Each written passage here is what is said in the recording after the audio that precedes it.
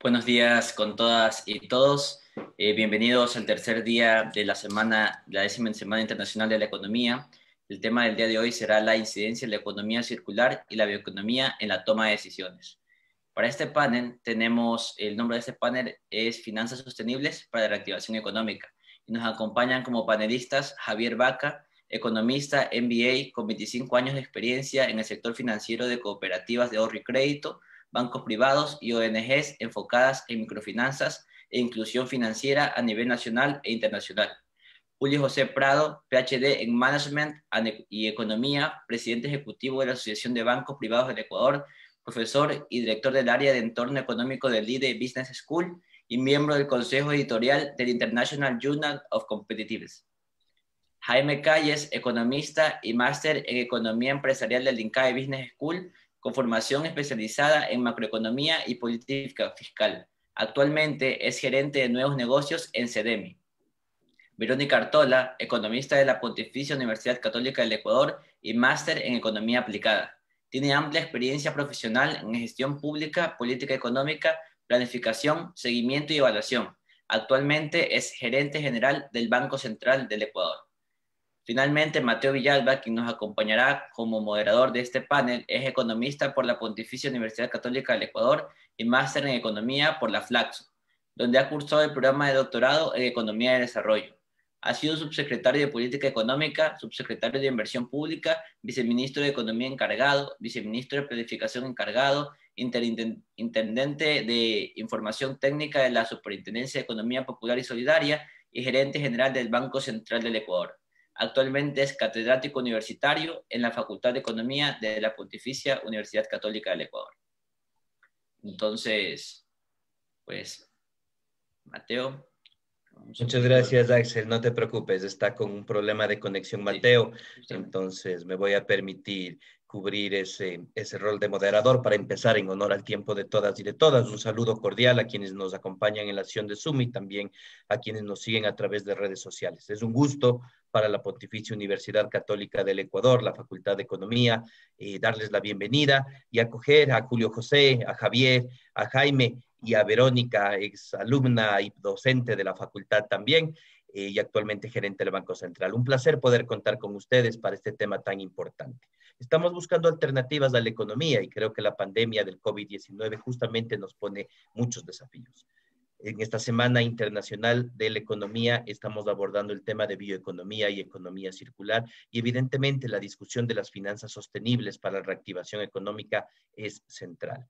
Sin más, les voy a dar la palabra a cada uno de los ponentes y la ponente. Tendrán 10 minutos cada uno para una primera intervención y después, según el tiempo nos lo permita, haremos las rondas de preguntas correspondientes. Voy a iniciar en el orden que estaba previsto. Eso quiere decir que en primer lugar irá Javier Vaca desde la Fundación Finanzas Sostenibles, después Julio José, Jaime y finalmente Verónica desde el Banco Central del Ecuador. Entonces, Javier, por favor, adelante, tienes 10 minutos. Listo, buenos días con todos. Voy a compartir la pantalla para tener una guía. ¿Me confirman si pueden verlo? Sí. Sí. Listo. Bueno, aquí está el título del tema. Recordarles algunos aspectos, ¿no? Cuando hablamos de finanzas sostenibles, está muy ligado a la economía sostenible, que tiene los tres enfoques, económico, social y medioambiental, en donde se busca, sobre todo entre lo económico y social, que haya la equidad, entre lo social y medioambiental, que sea vivible, ¿sí? El bienestar sobre todo, y entre lo económico y medioambiental que sea viable, ¿no? Ese es, digamos, el concepto de desarrollo sostenible. Cuando lo bajamos hacia finanzas sostenibles y ya con un enfoque, yo diría un poco más hacia el eje que se ha desarrollado en menor medida, nosotros lo que estamos proponiendo es que como primera fase se debe definir los objetivos estratégicos sociales ambientales de la organización, porque esto tiene que ser transversal, tiene que convivir lo que veíamos anteriormente, ¿no? Los tres objetivos superiores, las buenas prácticas internas ambientales en las instituciones, la administración de riesgos sociales y ambientales que un poco sí se ha iniciado, ya hay varias instituciones que aplican la metodología ARAS y estamos promoviendo que sean muchas más, y lo que son diseños de productos financieros verdes, que son aquellos que tendrían un mayor impacto directo sobre el medio ambiente. Como finanzas inclusivas, llevándole a este tema, porque si bien el enfoque es de finanzas sostenibles, hay que tomar en cuenta, bueno, y en cuánto está llegando el sector financiero a todos estos sectores que necesitan la reactivación, ¿no? Entonces tenemos también que ser conscientes que un 49% de la población no tiene una cuenta de ahorro formal. Sí, bueno, estos son datos del 2017, de pronto estoy seguro que hemos de haber avanzado, pero no podemos hablar del desarrollo sostenible y finanzas sostenibles sin tomar en cuenta esta información, que no todos están accediendo, digamos, a las finanzas. Hay grupos excluidos por naturaleza, por riesgo, por pobreza, por distanciamiento. Hablamos de sectores rurales, ahora el tema de migrantes, mujeres, tercera edad, jóvenes, etcétera. El componente de impacto ambiental tampoco ha sido incluido dentro de este concepto de finanzas inclusivas. La educación financiera juega un papel fundamental también porque por la carencia del conocimiento muchas veces no se sabe cómo acceder a toda la gama de servicios existentes. La infraestructura país, recién ha salido el reporte del Microscope 2020 que habla de las condiciones para la inclusión financiera en donde Ecuador todavía está relegado de los países vecinos, ¿sí? Y las políticas y normativas de estos dos últimos, sobre todo, están bastante correlacionados. Entonces, en medio de este ambiente, para lograr que las personas accedan a la inclusión financiera o a las finanzas inclusivas, tenemos que hay una serie de productos, servicios y canales financieros inclusivos, ¿no? Pero la característica para que verdaderamente podamos de desarrollo económico sostenible o de desarrollo sostenible, como veíamos en un primer momento, por el tema del acceso a este tipo de productos, servicios y canales, que son tres ámbitos que ayudan en la inclusión financiera, ¿no? Un producto es ahorro y crédito, un servicio es pago de servicios, transferencias, remesas, etcétera. Que la gente utilice estos porque puede alguien tener una cuenta de ahorros pero no movilizarla, ¿sí? Solamente para recibir una transferencia, un bono de desarrollo o su sueldo, pero para nada más. La calidad, que el usuario financiero tenga un alto nivel de satisfacción con lo que está recibiendo y el bienestar, que aquí entra nuevamente estos tres objetivos, ¿no es cierto? El económico, ambiental y social. Entonces, ya para ir aterrizando, vemos que se ha demostrado una correlación positiva entre lo que es inclusión financiera y nivel de desarrollo de un país. Aquí hay algunos tips, ¿sí? En que es necesario arrancar por el tema del ahorro, no tanto por el crédito, porque no todas las personas pueden acceder o deben acceder a un crédito, o sea, no es conveniente ir por esta herramienta, es mejor iniciar por el ahorro o microahorro que llaman muchos. Hay que analizar el poder de los microseguros para mitigar los riesgos, sobre todo cuando hablamos del tema de sostenibilidad y el tema ambiental. Se ha visto que el microseguro es algo también que no se ha explotado mucho, sobre todo porque estos sectores vulnerables tienen muchos más riesgos, ¿sí? Porque no tienen seguridad social, no tienen seguridad del trabajo, las condiciones de sobreexplotación, nutrición, etcétera, ¿no? Entonces son sectores mucho más vulnerables en lo que un microseguro les puede ahorrar mucho, les puede, perdón, ayudar mucho más que un ahorro o un microcrédito. Las transferencias condicionadas, lo que llamamos aquí en Ecuador bonos de desarrollo, deben responder a un modelo de superación económica. Es decir, cómo esta transferencia ayuda a salir de la pobreza y no que sea una transferencia por ser pobre y que los pobres, digamos, se acostumbren a recibir, sino debe tener una metodología y toda una teoría sobre el tema. Lo he puesto aquí en mayúsculas del poder de la digitalización financiera en una economía dolarizada, ¿no es cierto? Ecuador dispone de una masa monetaria de dólares y bueno, nosotros como economistas sabemos que para una reactivación económica necesitamos también dotar a la economía de una mayor circulación, pero no olvidemos que la circulación del dinero no solo depende de la masa monetaria, sino de la velocidad de circulación del dinero justamente. Con una apropiada digitalización financiera, la velocidad puede aumentar. Entonces, con la misma masa de dólares en el Ecuador, podríamos motivar una economía de acuerdo, bueno, al modelo keynesiano, ¿no es cierto? En donde giraría más rápido esa misma masa de dinero y no necesitaríamos necesariamente de recursos externos. Entonces, esto es algo muy interesante que ya el gobierno anterior tenía en su mira, pero bueno, por A o B no se pudo llevar a cabo y todavía falta. O sea, las condiciones ya se han dado, pero esto sobre todo tiene que ser mucho más explotado en un país como el nuestro. La pobreza presente no permite un criterio de sostenibilidad a nivel local. A una persona que no satisface sus necesidades inmediatas no le puedes decir, cuida los árboles, cuida el manglar, no emitas desechos, digamos, si todavía ni siquiera resuelve sus condiciones actuales, ¿no? Entonces no puede pensar en el futuro si su presente no está resuelto, y eso es muy, muy importante. Termino con unos ejemplos de productos financieros verdes, que hacia ellos se debe ir, digamos, porque realmente las cifras a nivel mundial y como se ha visto en estos días son alarmantes. O sea, a este ritmo estamos acabando con el planeta y las condiciones serán peores. Tengo aquí algunos ejemplos, lo que son, por ejemplo, el sector camaronero, ¿no es cierto? Está a la izquierda las piscinas tradicionales de cultivo y a la derecha está un modelo sostenible de lo que es las piscinas de cultivo de camarón, que utilizan agua dulce, por lo tanto no drenan agua del mar y tampoco emiten desechos a los estuarios, ¿sí? En donde una de estas piscinas puede producir lo mismo que una hectárea, donde no tengo que dar químicos porque tengo la suficiente oxigenación, y donde el agua, cuando necesito desecharla porque es un efecto de recirculación con filtros que no necesito eliminar el agua, pero cuando lo tuviera que hacer está llena de nutrientes para convivir con cultivos agrícolas. La rentabilidad de este tipo de sistemas es muy alta, pero se necesita esta visión y este trabajo con la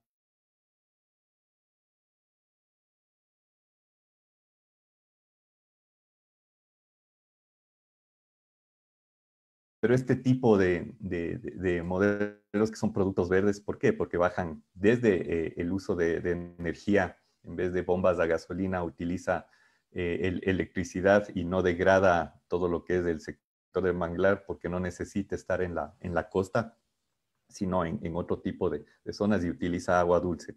Entonces es un ejemplo.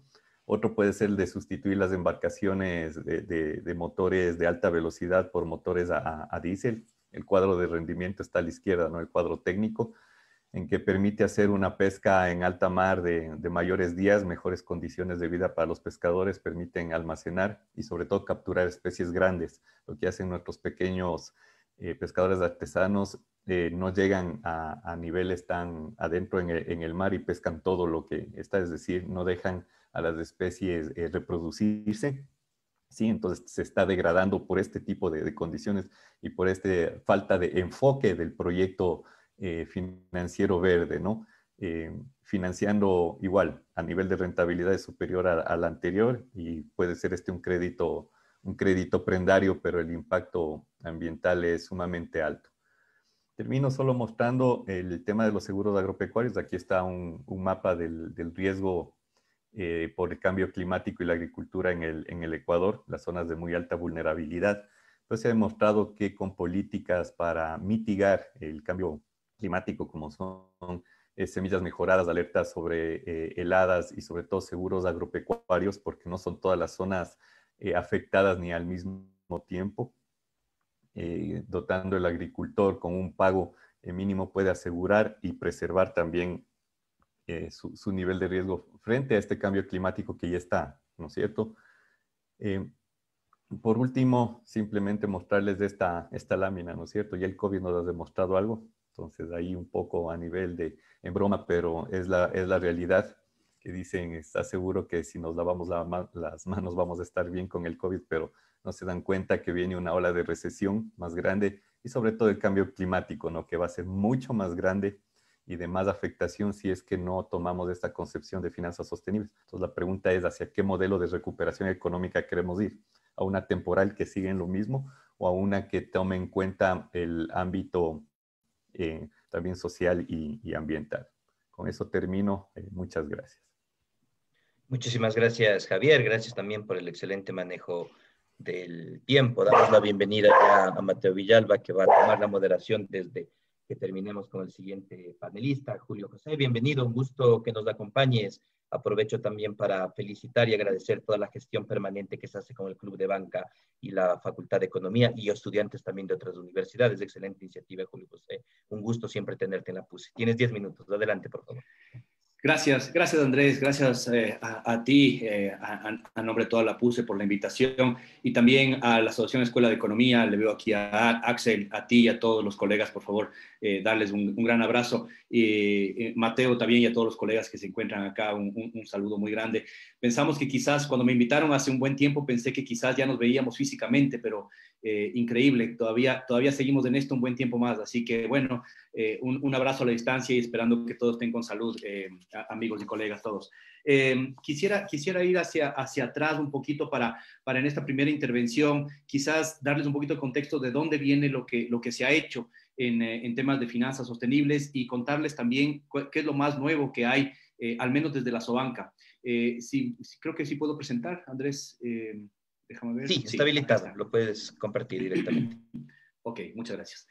Ahí deberían estar ustedes por ver. Sí, ahí está la presentación. Sí, una presentación, no voy a pasar todas las láminas, yo solo quiero hacer una introducción sobre esto y después contarles en qué estamos hoy por hoy. ¿Sí? Entonces, a ver, quizás una introducción.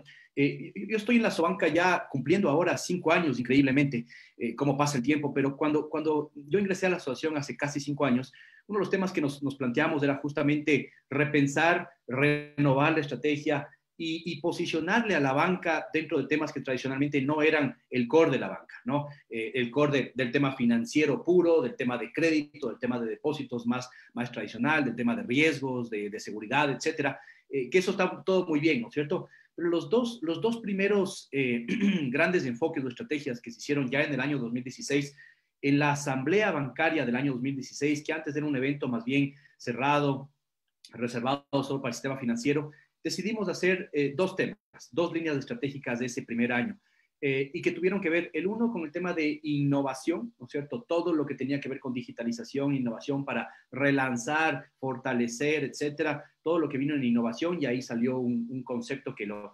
trabajamos muy fuertemente y que sigue vivo, que se llama el FinoLab, un laboratorio de innovación de la Asociación de Bancos, y el segundo era una gran línea estratégica del tema de finanzas verdes. Y yo debo reconocer que en ese primer momento, cuando tomamos contactos con organismos multilaterales, con la CAF, con el IFC, con el BID, que fueron los primeros que se acercaron cuando comenzamos a hablar de esto hace 5 años, había cierto conocimiento en la banca, por ahí un banco bien desarrollado. En la banca pública había bastante, pero no en el resto de la banca privada y sobre todo en la Sobanca no había este conocimiento. Entonces, decidimos lanzarnos con fuerza sobre este tema y lo bueno es que comenzamos desde arriba. Y yo creo que es una gran lección de cómo estos procesos colaborativos pueden iniciar, que es desde la cabeza, desde los CEOs de la banca, desde lo más alto de los vicepresidentes, tiene que ir permeando la estrategia hacia abajo. Y eso es lo que hemos visto y por eso hemos logrado avanzar en algunos temas. Primero, entender que el sistema financiero es absolutamente clave dentro de todo el contexto internacional. Es decir, esto no es nuevo. Ya hay gente trabajando mucho tiempo sobre estos temas de finanzas sostenibles, finanzas verdes, diferentes modalidades a nivel internacional, los protocolos de sostenibilidad, los objetivos obviamente de los ODS, los acuerdos de París, la demanda de productos sostenibles y el financiamiento de varios de ellos a nivel internacional, que de hecho ya se han venido sumando varios más en los últimos meses que ya les iré contando.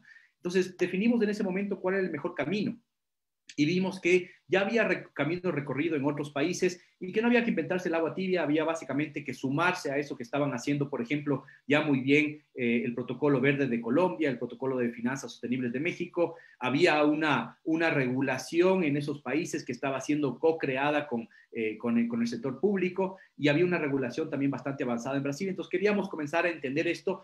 Y del lado del regulador todavía en realidad no había ningún acercamiento hacia temas de energía renovable, finanzas sostenibles, SARA, etcétera y demás. No se hablaba de eso hace 5 años puntualmente. Entonces avanzamos muy rápidamente, más allá, diría yo, de cualquier tema de regulación, simplemente por una motivación de hacer las cosas bien y rápidamente. Y apoyados, y esto fue muy, muy importante, apoyados por grandes organizaciones a nivel internacional que no solo tenían clara la visión, sino que también ayudaron con un componente técnico importante en varios temas, varios de ellos de acá y se han ido sumando más, pero claro, Unify, el Pacto Global de Naciones Unidas, la CAF, gran apoyo, el IFC, el Sustainable Banking Network, del cual todavía somos parte, y Naciones Unidas o el PNUD en términos generales, que se sumó también el año pasado.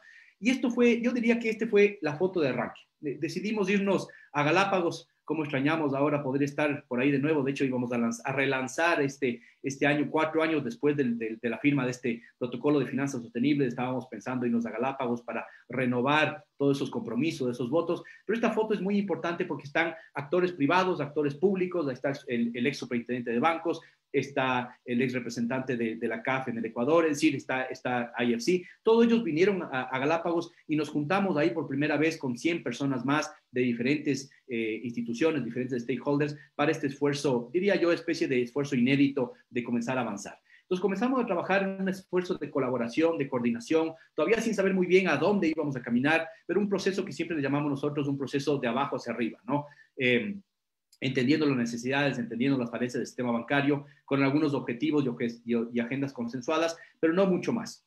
Y después, ya en los últimos, yo diría que en los últimos 3 años, hemos ya formalizado el proceso. Hay una visión con la cual hemos venido trabajando los temas de finanzas sostenibles, que desde la Sobanca lo que queremos ser, y futuramente el Comité de Finanzas Sostenibles, ser los catalizadores de la cultura sostenible en el sistema, en el ecosistema, el llamábamos financiero del Ecuador. Y la misión era fomentar un desarrollo integral en lo económico, social y ambiental, esos 3 pilares fundamentales del tema de la sostenibilidad, a través de la educación, la innovación y la colaboración. ¿Cómo lo venimos haciendo? Entonces tenemos unos valores sobre los cuales trabajamos, ¿no es cierto? Contribuir al desarrollo sostenible de nuestro país, el tema de responsabilidad, ¿no es cierto? Que hay que hacer conciencia del impacto que tiene la actividad financiera sobre los temas ambientales. Ya sobre lo económico y ya sobre lo social, ya lo tenemos bastante claro, bastante bien medido, pero sobre lo ambiental no lo teníamos tan bien medido y creo que era un tema muy, muy importante. Y finalmente, en el lado de la innovación, apoyar con nuevos productos, nuevos procesos de diseño interno de los bancos y de colaboración con los clientes y los stakeholders para crear una cultura de sostenibilidad a través de productos innovadores. Esto creo que ha sido muy importante en el proceso y todo lo aterrizamos a través de algunas estrategias, de algunas tácticas, siempre pensando también en que los bancos trabajen, por ejemplo, en el tema de consumo interno, y ustedes han visto quizás varios bancos que ya son ecoeficientes, sus edificios, sus operaciones, tratando de disminuir el mínimo el consumo, ¿no es cierto?, temas de papel, ir hacia la digitalización, etcétera. Esto muy importante, análisis de riesgos ambientales y sociales. Había pocos bancos hace 5 años que tenían un sistema de análisis SARAS, ¿no es cierto?, para medir el riesgo ambiental. Ahora, yo diría, contando lo último que sabemos, al menos 10 bancos en el Ecuador, de los grandes y los medianos, tienen ya bastante avanzado su sistema SARAS, ¿no es cierto? Y algunos están en proceso de implementarlos. Y después, yo creo que esta parte de aquí es muy, muy importante, sobre todo la parte de sensibilización y capacitación. Sensibilización hacia la ciudadanía, hacia los clientes y hacia los potenciales, usuarios de los servicios financieros y los productos financieros que se van a crear. ¿Cuál ha sido el plan de trabajo por ese lado? Quizás solamente mencionar algunos. Primero, el tema de el ser signatarios, ¿no es cierto?, de este protocolo ecuatoriano de finanzas sostenibles. Se lo hizo muy rápidamente, en cuestión de un mes le subimos a todo el mundo a la canoa, en este caso al barco, nos fuimos a Galápagos, firmamos esto y después definimos, ok, hay que tener un comité.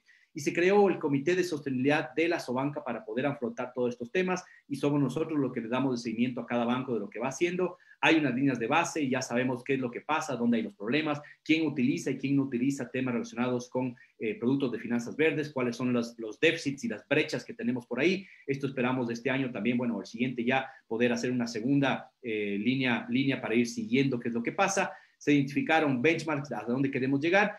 Y muy interesante, comenzamos a trabajar ya no solo internamente en la Sobanca, sino en lo que llamamos, ¿no es cierto?, un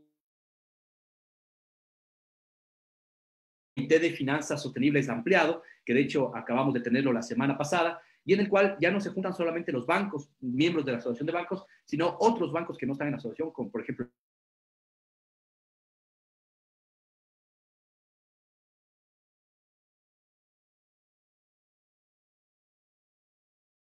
limitada, porque no tenía el acceso que tiene la banca directamente a los clientes. Entonces hemos aprendido, corresponde, trabajado con los ministerios del ramo, Ministerio de Energía Renovable, el Ministerio de Temas Ambientales, etcétera y demás. Yo solo quiero cerrar mi intervención con algunos hitos rápidos de lo que ha sucedido. Primero, este protocolo de finanzas de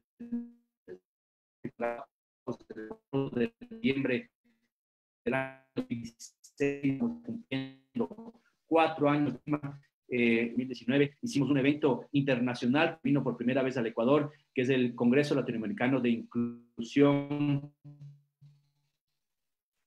y Finanzas Sostenibles. Lo hicimos aquí en Quito, muy exitoso, que mayores bancos tuvieron de adhesión, ¿no es cierto? Mayores bancos se adhirieron al protocolo, al acuerdo de ciclos de banca responsable de Naciones Unidas, de UNEP-FI.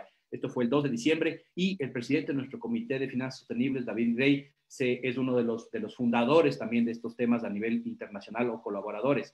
¿Qué ha pasado? Que en los últimos meses incluso varios bancos han sido nombrados como parte, bancos ecuatorianos han sido nombrados como parte del directorio de las Naciones Unidas para el tema de finanzas sostenibles, del UNEP-FI. Por ejemplo, Ricardo Cuesta, presidente ejecutivo del Produbanco Promérica, ha sido nombrado recién en septiembre como miembro del directorio. Se están desarrollando varias guías sectoriales interesantes. Esto les comentaré más adelante si tengo tiempo, pero va a ser el Ecuador el primer país que va a tener 30 guías sectoriales para todos los bancos para entender cómo entregar créditos verdes, ¿no es cierto? Y finalmente, diría yo que estamos trabajando muy fuertemente en implementar varios temas ya relacionados con el tema de SARAS en los diferentes bancos. Eso es lo que estamos terminando de hacer durante este año. Yo con esto termino. Mateo, Andrés, gracias y dispuesto a cualquier comentario después de más adelante. Bueno, muchísimas gracias, Julio José. Un placer poder compartir este espacio aquí contigo. Bueno, yo mil disculpas, pero ahora uno depende del internet. Tuve unas intermitencias y muchos problemas para conectarme, pero qué bueno que ya me pude unir. Pude ver una parte de la presentación de Javier, muy interesante, y bueno, he podido asistir a toda la presentación de Julio. Y creo que este es un tema de alta relevancia para el país, avanzar en los temas de alinear, ¿no es cierto?, un servicio económico tan importante, y ahora en la coyuntura que vimos que va a cobrar incluso mucho mayor importancia para superar los graves desafíos que tenemos en la economía nacional, como es el sector financiero, que empiece a abordar estos estándares de sostenibilidad, ¿no es cierto?, de relación con la capacidad de resiliencia de nuestro ecosistema, que se vuelve un tema ineludible para discutir. Entonces, muchas gracias, Javier, muchas gracias, Julio. Y ahora vamos a pasar con la presentación de Jaime Calles, ¿no es cierto? Por favor, Jaime, tenemos 10 minutos, así que, bueno, el panel es tuyo y te ponemos mucha atención. Muchas gracias. Muchísimas gracias, Mateo. Muchísimas gracias por la invitación a la Universidad Católica. Voy a compartir la presentación, por favor. Un momentico.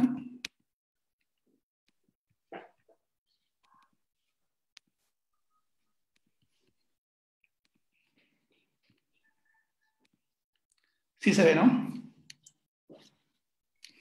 Perfecto. Ok. ¿Qué es lo que nos espera a finales de este año? Ya se ha dicho, solamente voy a hacer una breve referencia, que básicamente esta crisis del COVID ha sido crisis como ninguna y nos ha hecho repensar qué es lo que estamos haciendo como planeta. Hemos entrado en un túnel llamado el túnel del COVID. Este túnel del COVID lo que nos ha hecho es reevaluar si al salir del túnel vamos a ser las mismas personas que fuimos antes. Creo que no vamos a ser las mismas personas y también la sociedad, la economía y el mundo ha tenido que repensar. ¿Qué ha pasado durante estas acciones o qué se ha hecho generalmente al interior del túnel? O sea, todavía estamos en este momento. Hemos tratado de atender la pandemia de una manera muchísimo más emergente que coordinada.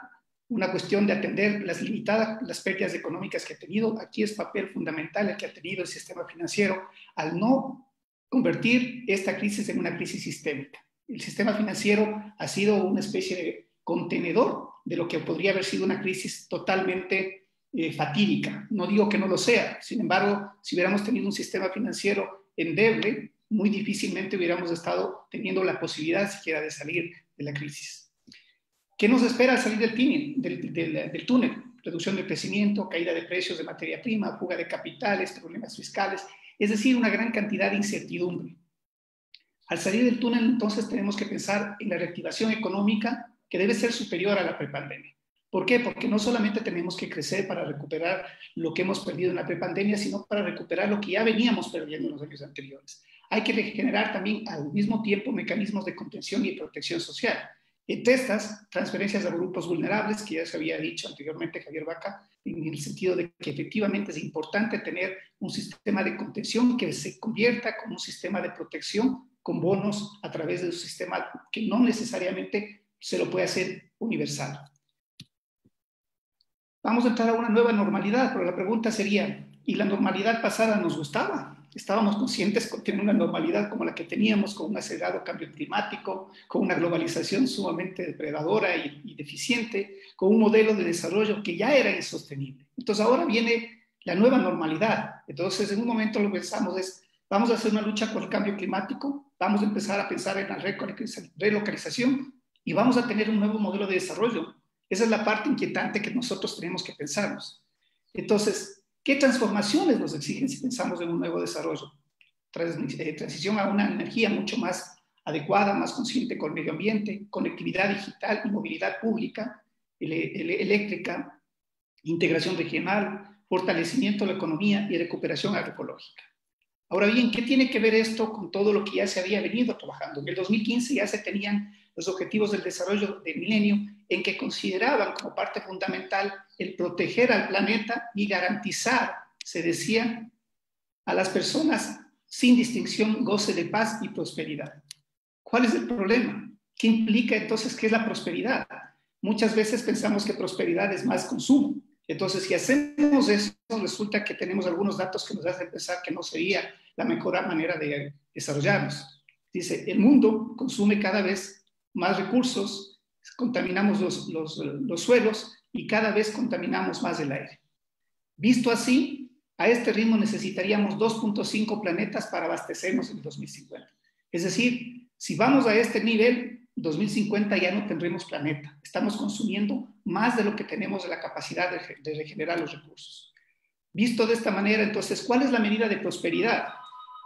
El Global Food Network indica que el grado de prosperidad se podría medir a través del índice de desarrollo humano, que considera cuántos planetas tenemos y cuál es el nivel de desarrollo humano. Entonces deberíamos estar en esta partecita que indica de 0,7 a 1. Es decir, con un índice de 0,7 a 1 tendríamos prosperidad, pero no estaríamos consumiendo más allá de los recursos. Sin embargo, ¿qué pasa? Miremos cuántos planetas por cada país se necesitan para llegar a cubrir estas necesidades. El Ecuador necesitaría 1.1 países, pero hay otros países que necesitan más mundos para mantener su nivel de consumo. Entonces, ¿qué tiene que ver esto con las finanzas sostenibles?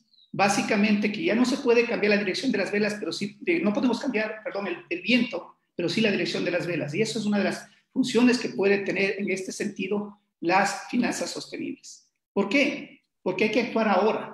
Y las finanzas y el sistema financiero tienen la capacidad de hacer que las instituciones, las empresas, las personas que hacen depósitos y créditos logren generar una propuesta de valor diferente para enfrentar riesgos y también identificar nuevas oportunidades. Nuevas oportunidades, ¿por qué? Porque el sistema financiero es esencial para el desarrollo sostenible, como lo dice Jeffrey Sachs, porque tiene dos propósitos fundamentales: canaliza el ahorro y las inversiones y permite a las personas gestionar los riesgos. Entonces, uno de los riesgos es que probablemente no tengamos planeta si seguimos haciendo lo que estamos haciendo.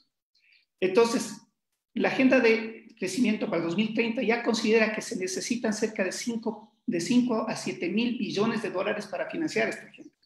Se aportan cerca de 3 y todavía hay una brecha de financiamiento de 2 a 4 millones. Es decir, que necesitamos más recursos para cumplir esto. ¿Qué son las finanzas sostenibles? Implica tomar decisiones desde el ámbito financiero considerando la parte ambiental, social y de gobernanza. Esto en 3 niveles. ¿Por qué hablo de 3 niveles? Porque necesitamos un nivel de sostenibilidad, necesitamos un nivel que esta es la sostenibilidad viene dado por el lado de la oferta de productos, después la demanda de productos que tiene que ver con crear nuevos productos tradicionales, hacer un análisis de crédito y también por el reconocimiento del mercado, es decir, la generación de reputación. Esta generación de reputación va a ser muy importante tanto para las instituciones como para las empresas. Todos los objetivos de desarrollo del milenio, de alguna manera, ya están considerados con la relación de inversión sostenible y responsable. Y aquí hay diferentes formas ya en las cuales se establecerán préstamos a futuro. Por exclusión, es decir, no se dé a este sector. Por la mejor selección positiva, sí a este sector, porque cumples normas, porque haces inversiones en ciertas temáticas, porque tienes un impacto, porque hay un diálogo activo y un voto de lo que se debe hacer. Entonces, la inversión sostenible y responsable es fundamental para determinar qué vamos a hacer con el dinero futuro.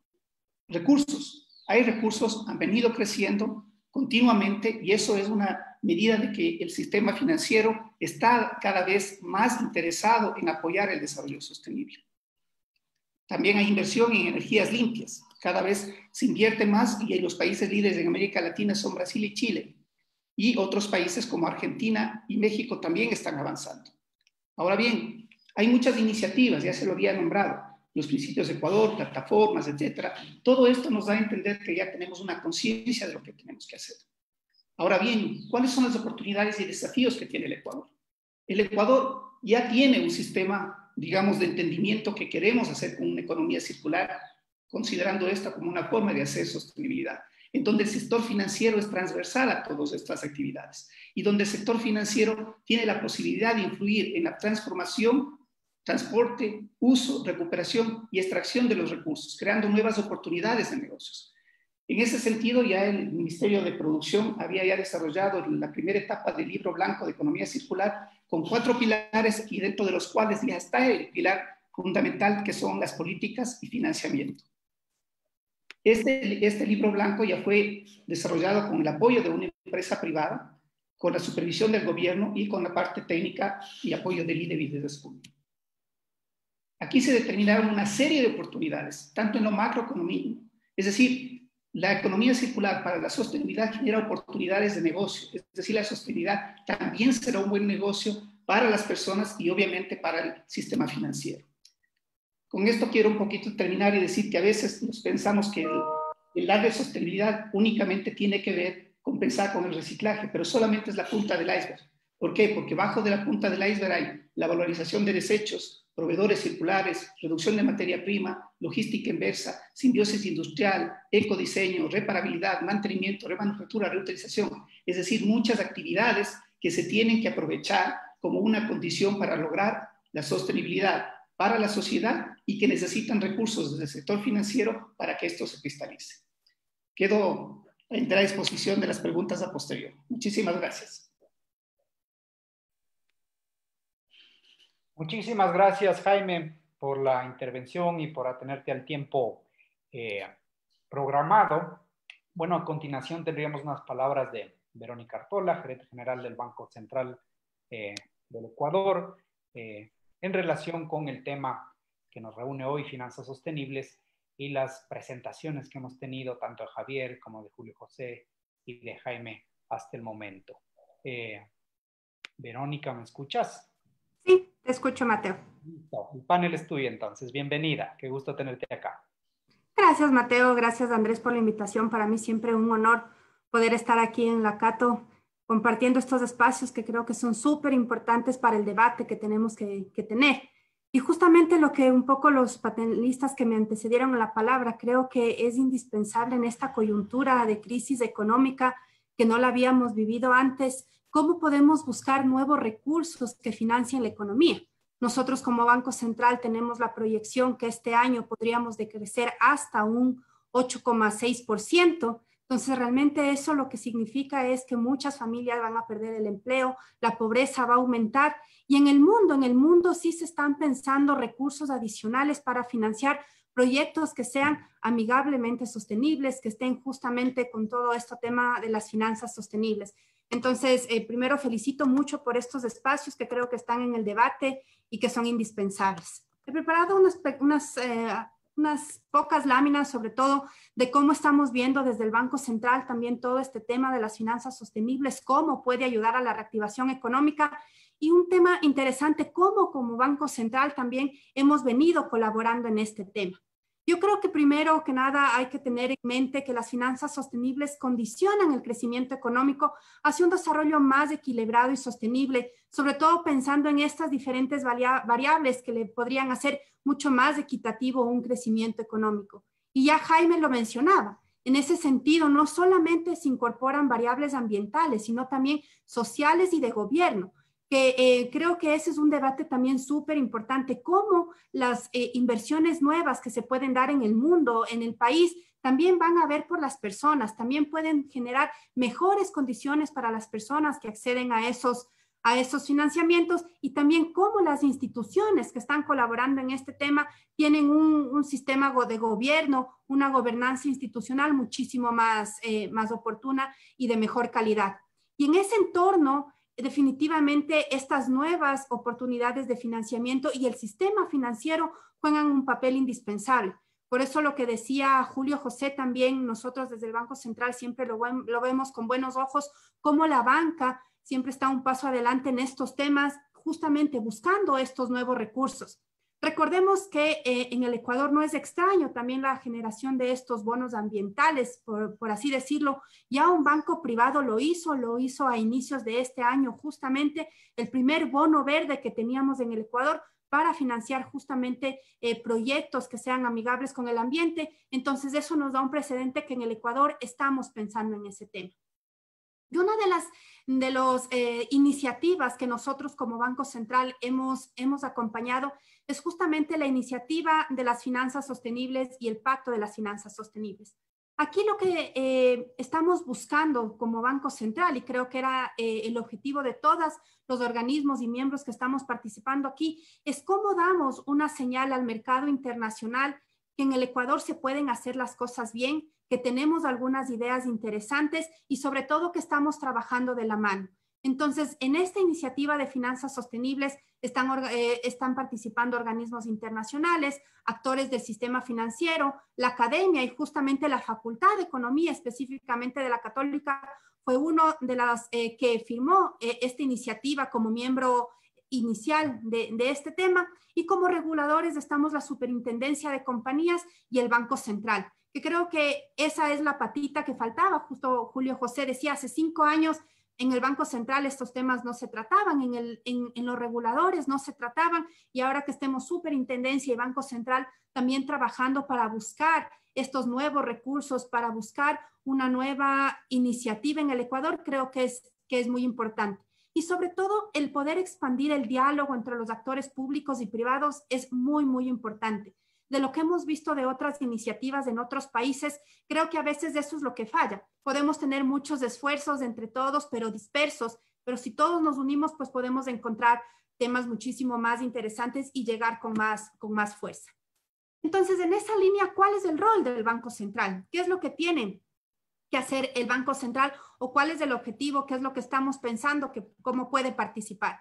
Primero, como decía, a través de impulsar la creación de un comité de finanzas sostenibles a través de la Junta de Política Monetaria y Financiera. Es importante tener una cabeza que pueda agrupar a todos para trabajar de manera coordinada. También desde el Banco Central lo que estamos queriendo impulsar es poder fomentar una asistencia técnica e intercambio de conocimientos entre diferentes entidades, tanto públicas, nacionales, internacionales, que nos puedan orientar un poquito más en eso. Incorporar la temática de los riesgos climáticos en todos los reportes que nosotros hacemos como Banco Central. Aquí creo que es indispensable poner sobre la mesa que nosotros, al Ecuador, al ser un país que todavía depende mucho de la explotación de las materias primas, tenemos un riesgo también a los efectos del cambio climático, y poder incorporar esos análisis también dentro de los reportes de estabilidad financiera, de estabilidad macroeconómica, de la salud del sistema financiero, tanto de bancos como de cooperativas, también puede ser un hito muy importante y dar un paso adicional dentro del quehacer de la política pública para poder tener información muchísimo más rica también para la toma de decisiones. Apoyar en el desarrollo de una taxonomía verde en las actividades económicas. Y uno de los temas que siempre es la fortaleza del Banco Central es la divulgación de información. ¿Por qué no pensar también tener información más desagregada de temas verdes, de temas ambientales en el Banco Central? Yo siempre lo digo con orgullo, el Banco Central es el proveedor más importante de información económica a nivel nacional, pero sí nos falta poder generar más información en estos ámbitos, y por eso creo que este tipo de espacios, conversar con la academia, con el sector privado, con el sector público también, nos podría a nosotros dar unas ideas adicionales de qué información se necesitaría para el diseño de políticas públicas y también para los actores privados. En esa línea, como digo, en los últimos, tal vez el último año, nosotros como Banco Central hemos entrado de manera más fuerte en este tema de las finanzas verdes, pero sobre todo pensando en estos tres ejes también, en el tema ambiental, social y gobierno corporativo, cómo nosotros como Banco Central podemos ir dando un paso adicional, podemos ir cambiando, podemos ir ayudando también a la sociedad, porque a veces yo siempre digo, al Banco Central se nos ve tan lejos, pero sí podemos tener temas muchísimo más tangibles. Entonces, dentro de esas tres aristas, como Banco Central tenemos hitos importantes. El primero, por ejemplo, en el tema ambiental, nosotros hemos hecho un esfuerzo muy importante como institución para comprar oro a pequeños mineros y mineros artesanales, pero sobre todo hemos identificado aquellos proveedores o aquellos mineros que tengan barras de oro con un menor nivel de impurezas, con un menor nivel de mercurio. Y ya vamos a ver más adelante, hicimos un proceso grande de refinación de oro nosotros en el Ecuador, e internacionalmente ya se reconoció que nosotros tenemos un nivel de oro bastante bueno con un nivel de impurezas bastante bajo. Otro de los temas que hemos impulsado también dentro de todo este marco importante de las finanzas sostenibles es el eje social. Hemos desarrollado políticas de equidad de género. Eso sí, desde que yo asumí la gerencia del Banco Central en junio del 2017, ha sido muy importante todo el tema de la lucha por la equidad de género. Hemos hecho una serie de políticas también. Fuimos el primer banco central de la región en firmar los principios de empoderamiento de género de las mujeres y de los pocos a nivel mundial. Entonces, esos son los pasos importantes también. Por eso yo decía al inicio, no es solamente ver el tema ambiental, sino también todo este tema social de cómo puede ayudar este nuevo financiamiento.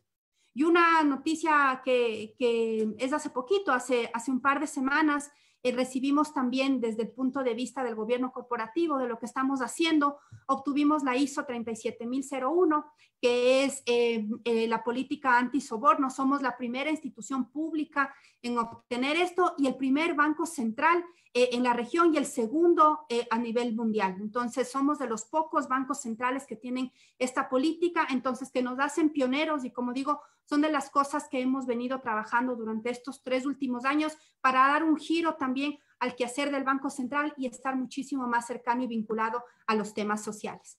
Y voy a avanzar más rápido en estas láminas a continuación, que es lo que les decía brevemente que ya hemos hecho como Banco Central. Hemos adquirido desde el año 2012 alrededor de 247 millones de dólares en oro. Ya lo refinamos. Bueno, y estas compras ha sido interesante porque ha sido en condiciones justas y favorables para los agentes económicos. Hemos obligado de alguna manera para que se formalicen también estos mineros. Les pagamos máximo en 48 horas los recursos por el sistema de pagos del Banco Central. Entonces es muchísimo más seguro. Entonces, de esa manera estamos nosotros aportando también al incremento de las reservas de oro. Entonces, como ustedes pueden ver, algo que podría parecer micro, que es un financiamiento o un tema muy puntual, lo estamos haciendo ya a nivel macro, fortaleciendo la reserva del Banco Central y, por supuesto, la dolarización. Entonces, estamos apoyando a la formalización del sector minero y también a estas relaciones comerciales de beneficio de mediano y largo plazo. Y hay un tema muy interesante, nos están contactando también de bancos centrales a nivel regional para poder nosotros contar esta experiencia de cómo hemos hecho para adquirir este oro en condiciones adecuadas en nuestro país, porque hay otros países también mineros que les gustaría hacer esto para incrementar las reservas de oro de los bancos centrales. Y lo que estamos trabajando en estas últimas semanas también es con el programa de Naciones Unidas, ver cómo podemos ayudar a los agentes económicos mineros para que cuenten con una certificación minera de oro verde, que es una de las iniciativas que se está trabajando a nivel mundial, y de esa manera que puedan también acceder a créditos nacionales e internacionales y, por supuesto, cumpliendo todas estas iniciativas. Y bueno, como les decía, este tema de la refinación del oro, que fue bastante importante. Otro de los temas que hemos visto que se puede hacer desde Banco Central para el tema de finanzas sostenibles es ver cómo se puede trabajar en una ventanilla de redescuento, que es un instrumento de política monetaria que el Banco Central también lo tiene. Otra de las aristas para poder apoyar estos proyectos ambientales es justamente tener recursos frescos ya decía, hay alrededor de 45.000 millones a nivel mundial que se tiene estimado que podría ser potencial para financiar estos proyectos. ¿Por qué no? Algo de eso justamente que llegue al Ecuador. Entonces ahí como Banco Central creemos que también podríamos jugar un rol importante para generar también algún tipo de fideicomiso, algún tipo de ventanilla de descuento, algún tema que nos podría ayudar a generar también financiamiento adicional en esta tema. Entonces, para ir concluyendo cuáles son estos pasos que ha dado el Banco Central hacia el desarrollo sostenible, como les decía, este tema del Pacto de las Finanzas Sostenibles que lo firmamos también entre las organizaciones pioneras. Estamos trabajando en una asistencia técnica para la construcción de este Pacto de Finanzas Sostenibles. Aquí un tema interesante comentarles que a nivel mundial hay todo un networking o una red de bancos centrales que están trabajando también en temas de financiamiento verde. Entonces, como Banco Central, ojalá podamos hasta el próximo año, hasta que se acabe nuestro periodo, en mayo del próximo año, formar parte de los bancos centrales a nivel mundial que están en esta red de finanzas y de financiamiento verde. Y también estamos apoyando en el tema de asegurar esta estabilidad financiera, justamente con la información que podemos dotar, fomentar estos instrumentos verdes para tener una herramienta adicional para atraer recursos de inversiones, que bueno, Julio ya bien lo explicaba más detenidamente, cómo los bancos privados ya lo están haciendo y creemos que podemos seguir trabajando en esa línea y apoyar como banco central. Entonces, finalmente, ya desde un tema macro, que a nosotros también nos ocupa como Banco Central, porque es importante estas finanzas sostenibles, ya hemos visto el tema micro, ya los panelistas que me antecedieron lo conversaban, pero en el tema macro podemos mejorar las reservas internacionales a través de lo que Leo les mencionaba, de poder comprar oro, también administrar adecuadamente las reservas internacionales, también atraer capitales frescos, y al traer capitales frescos definitivamente eso lo único que va a hacer es ayudar a la economía en el nivel micro y por supuesto a nivel macro. También tenemos que implementar estos nuevos esquemas de instrumentos de financiamiento que son tan importantes en nuestro país y por supuesto a nivel regional y mundial. Y también podemos nosotros como Banco Central apoyar en la generación de proyectos basados sobre todo en diseños sin residuos, que sean amigables con el ambiente, el tema de la economía circular, que alguna vez también se comentaba. Entonces, creo que todo ese tema, desde una visión macro, el Banco Central definitivamente puede apoyar. Y como les he mencionado, hay ejemplos muy micro y de realidad que también se están cristalizando dentro del Banco Central. Entonces, para no alargarme y cumplir el tiempo, agradezco muchísimo nuevamente por la invitación. Siempre cuenten con el Banco Central, Andrés, Mateo, lo que podamos trabajar también creo que es muy importante con los alumnos que incluso quieran trabajar, investigar esto. Creo que va a ser muy rico en este tema que es tan nuevo, sobre todo aquí en el país. Muchísimas gracias. Muchísimas gracias, Verónica, por tu intervención. Hemos ya concluido con las 4 ponencias de Javier, de Julio José, de Jaime y de Verónica, que de alguna manera nos da un panorama de cómo se está abordando las finanzas sostenibles acá en Ecuador en un contexto bastante particular y desafiante, como es el proceso recesivo de la economía global y particularmente la economía ecuatoriana, que también la estamos viviendo.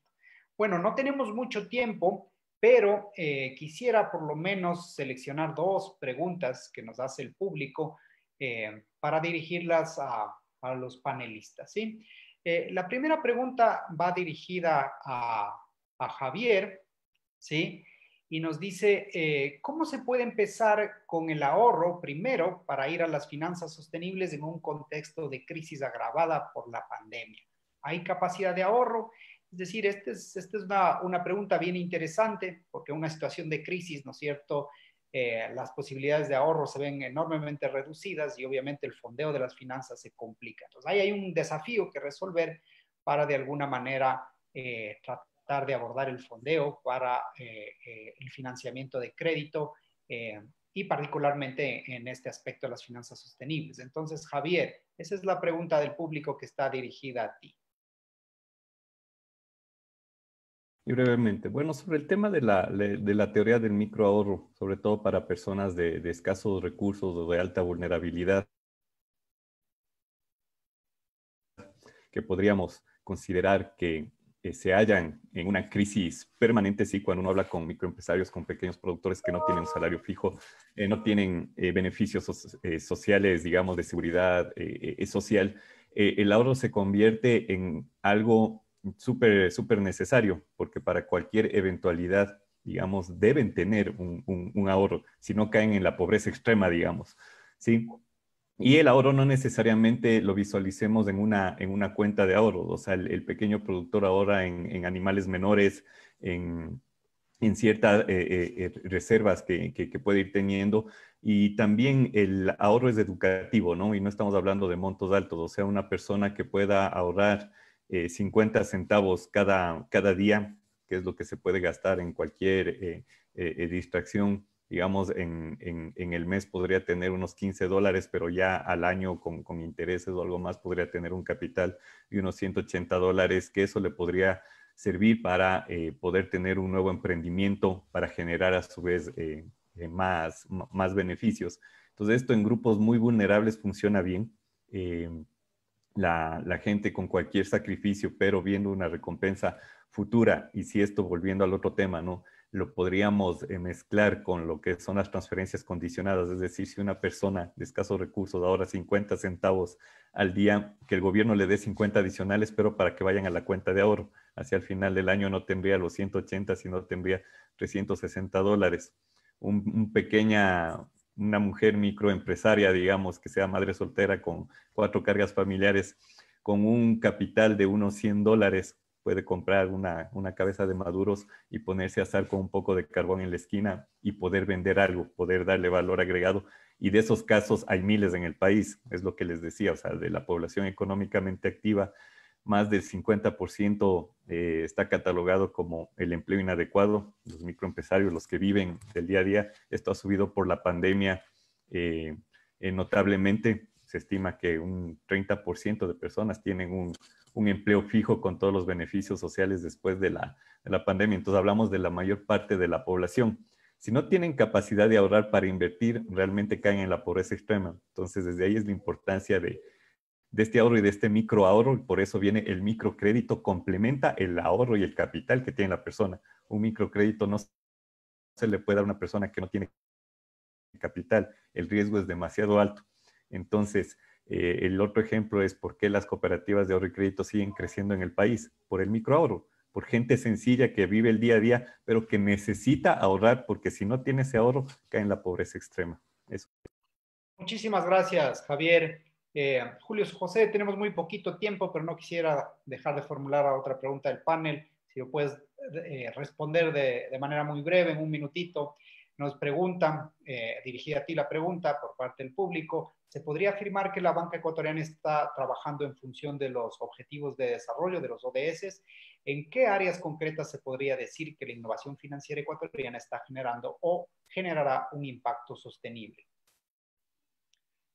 Buenísimo, Mateo. Y para ceñirme al tiempo que me das, ¿no es cierto? Un minuto y no pasarme de eso. Fíjate tú, sí, se está trabajando fuertemente en los temas de los ODS, ¿no es cierto? A través de varios de los pactos globales que se han firmado en los últimos meses y años.